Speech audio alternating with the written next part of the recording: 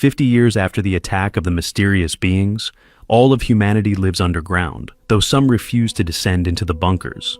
An ordinary person can only return to the surface by becoming a soldier and serving the standard term, 100 days.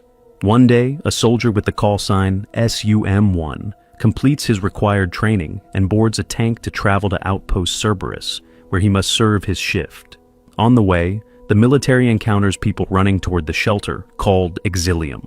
The soldiers disembark one by one as they reach their assigned posts. Finally, it's someone's turn. However, he cannot immediately enter the bunker as the door is jammed. He climbs the watchtower to contact command. The soldier undergoes DNA identification, and the system congratulates him on the start of his 100-day service.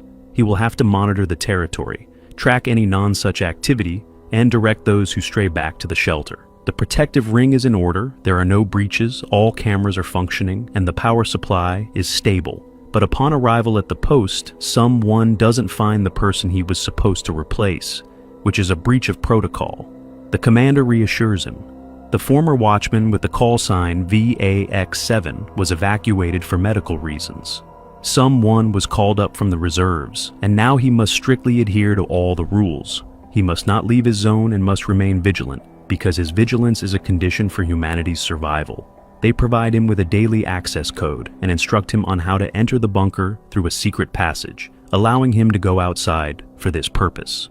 Someone begins to settle in. Finally inside, he discovers that the room is neglected and empty. Someone arranges his rations, lights a cigarette, and polishes a glass, listening to the system's reminders to think about the safety of himself and his family. At night, he dreams of laughing children, but the daily alarm clock reminds him of how many days remain until the end of his active service, and someone begins his daily routine. Exercises, showers, territory check, and food from his rations. During lunch, he suddenly hears strange sounds and sees movement in the corner of the room, but doesn't have time to identify what it is.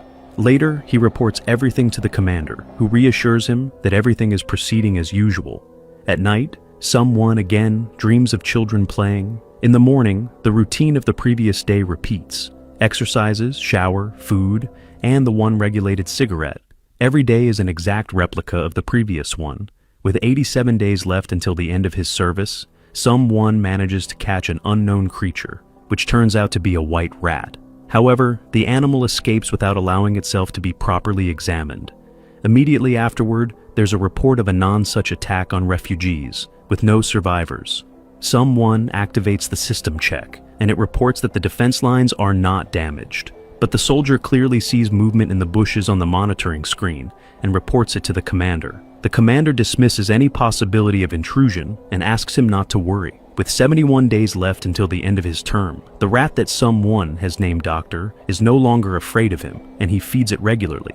One day there's an alert about a malfunction in one of the cameras, and the soldier goes outside to perform technical maintenance on the security system.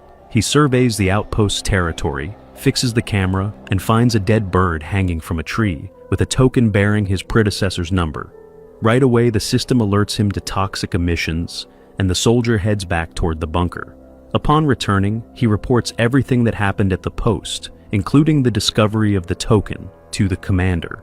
But all his concerns are quickly dismissed. The commander assures him that VAX7 simply fell ill and is now in the bunker recovering. The commander's overly cheerful tone makes someone doubt even more. With 65 days left, the United Nations warns of danger, urging people not to stay on the surface, as resistance against the non-such is futile. One day, someone goes out onto the territory once again, and after a warning about toxic emissions, he notices an unfamiliar creature in the depths of the forest that quickly escapes from him. He reports it again, but the defense ring is intact and there's no cause for alarm. Someone decides to investigate the bunker and finds a bloodstain on the wall, leading him to suspect that VX7 may have shot himself and was never evacuated.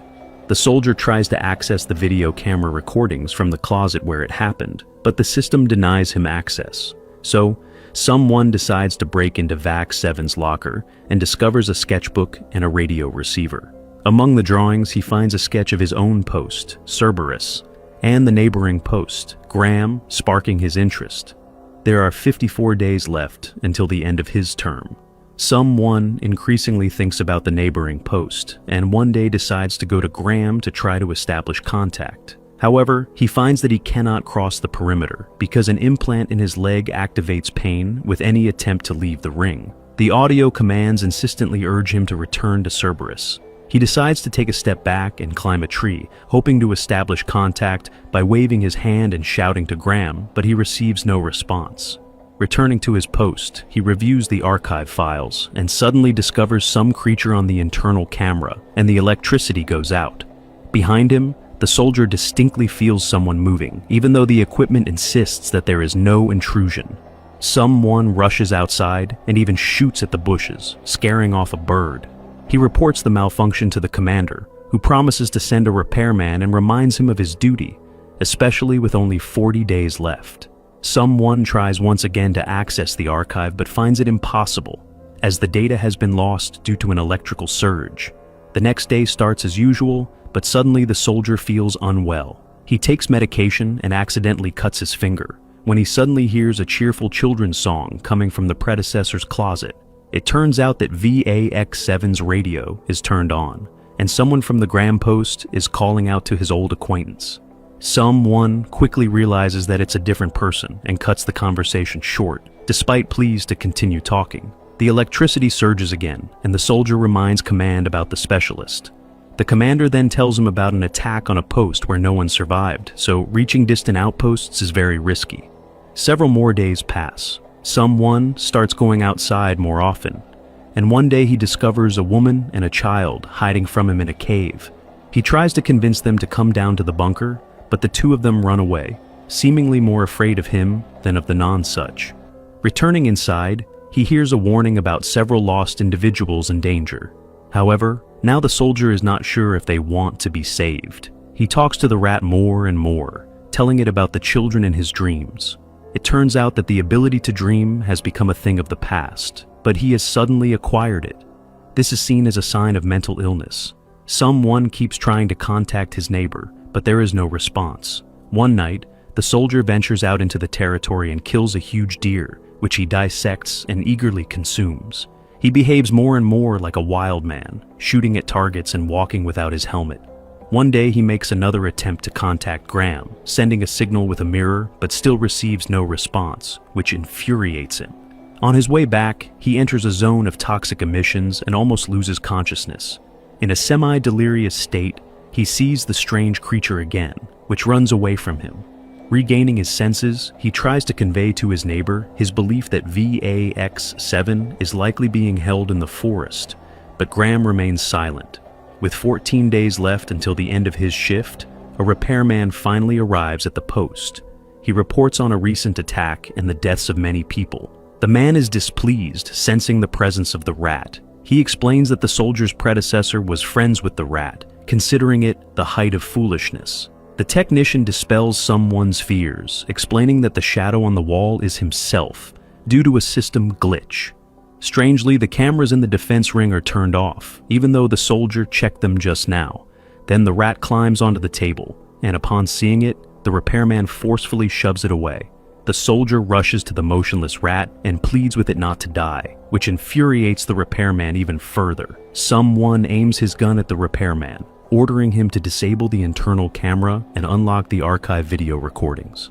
The repairman refuses, and someone hits him. However, he still can't access the system because it requires the personal codes of 2 guards. A fight erupts between the 2 men. Someone sustains several injuries, but eventually emerges victorious. Afterward, the repairman shares his experience of encountering the non-such. When he was a soldier, his helicopter crashed in the desert. Of all the survivors, only he and his partner remained. The repairman went for help, and when he returned, he found the second soldier without ears. It turns out that the non-such affects people through sound, and the guy cut off his own ears to avoid hearing the horrifying noise. During a sandstorm, they saw a huge shadow circling around them, but they never understood what it was. When the repairman was eventually found, his lungs were filled with sand and he had an unexplained catheter in his throat. The soldier locks the repairman in the bunker, tends to his wounds, and reports to the commander that everything is in order. Afterward, he figures out that he can access his predecessor's information through his radio. Finally, he manages to open the archive footage, which makes it clear that VAX7 did indeed go insane due to exhaustion and stress.